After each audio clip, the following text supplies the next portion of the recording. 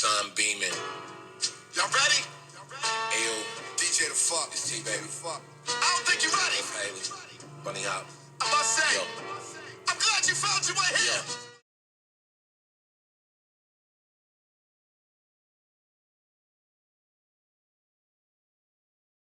Yo. Just to preface this video before we get into it, I absolutely adore this album, ever since I stayed up to listen to it the night it came out. I think Tyler, the Creator, is a visionary not only within the hip-hop community, but has changed and defined a generation throughout all genres of music. I believe that what we are experiencing now is his absolute prime.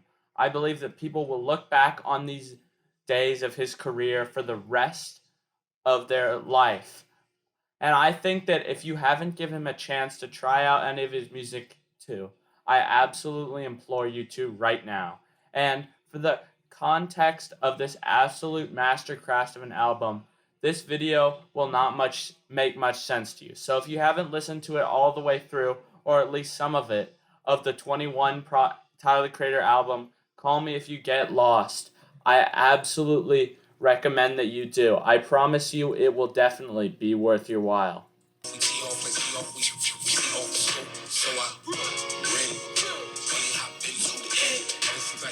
I know this might seem like the wrong way to start a video about Tyler, the Creator, but I've seen a lot of people throwing around the idea that some of the other great albums of this year, like King's Disease 2 by Nas, Kanye West's new album Donda, or J. Cole's project The Off-Season from earlier this year, just to name a few, might be contenders for album of the year.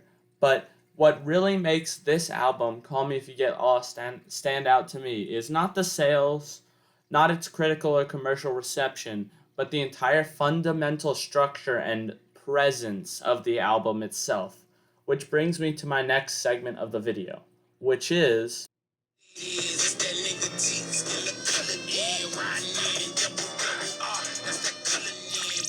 I think for this album to fundamentally click for you, you have to not look at it being a Tyler, the Creator album, but as an entirely separate thing.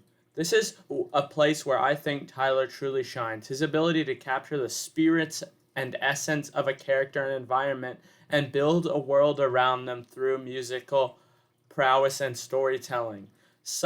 Take for instance, Tyler's 2019 album, Igor.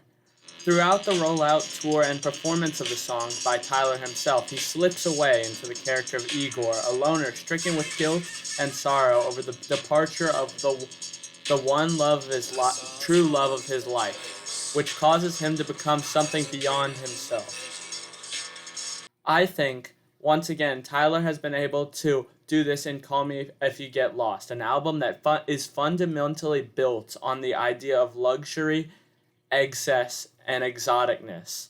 The whole album as a whole has a very vintage feeling travel type aesthetic to it.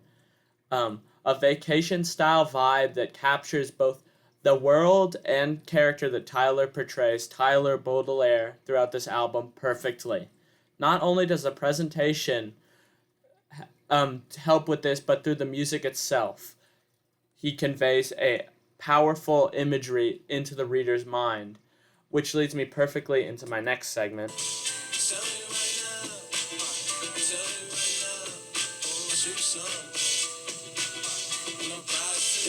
Still, to this day, I am absolutely dumbfounded with this album and the way it is able to create a world around itself without any imagery whatsoever.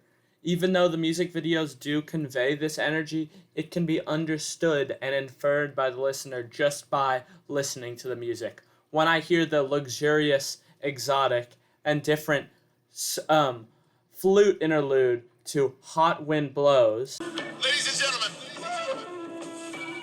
we just landed in Geneva. or when I hear the bridge off of the final song of the album, Safari,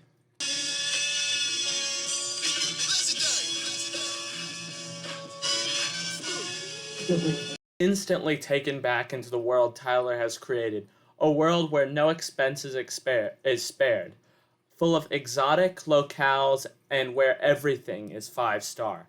I think Tyler's absolute insane ability to work with music and both sing, write, and produce his own songs really shines through on this album. Unlike many of the other albums that come out this year, I sincerely can't think of one thing that this album does wrong. When I first reviewed this album on the night of its release, I was skeptical to give it as high of a rating as I did, a 9.5, because I thought that it might have been just the hype making me overlook and forget the issues with the album, but it really wasn't. Even almost 10 weeks later, I think that my rating of 9.5 was solid and justified. My one criticism of that project upon first listen was, of course, as for a lot of people, DJ Drama. Upon the first listen, you may find DJ Drama's little ad-libs at the beginning of every song a little jarring, annoying, loud, or pretentious. But now that I have listened to this album many times, I don't think it would really ever be the same if he was taken out. Because what is a man who has everything would value the most is, of course, the opinion and validation of others. A hype man that constantly showers Tyler with compliments is exactly what this album needed. Tyler knows he's on top for this project. He knows he's influential, and he's just running with it. Those words pull up. Black boy, hop out. Shout out to my mother and my father. I truly believe that an artist and an album like this come around once in a generation, and I could have not been more happy to see it happen, something like this unfold. Tyler, I believe through his charisma and musical prowess, has been able to rise to the top and cement himself as an icon of the 2010s. I personally cannot wait to watch him grow and tap into his genius throughout the next decade, because if he follows his every other year album rollout schedule throughout the 2020s, we should see at least 4 more albums from Tyler the Creator before 2030. I wish everyone could understand that he is how much of a visionary he is, and could see how far he has come from using racial slurs and eating roaches. I think that this album is truly something everyone should experience once in their life. And as for the beginning of for it being the album of the year, you'd have to make a goddamn near perfect album to top something as immersive and groundbreaking as Call Me If You Get Lost.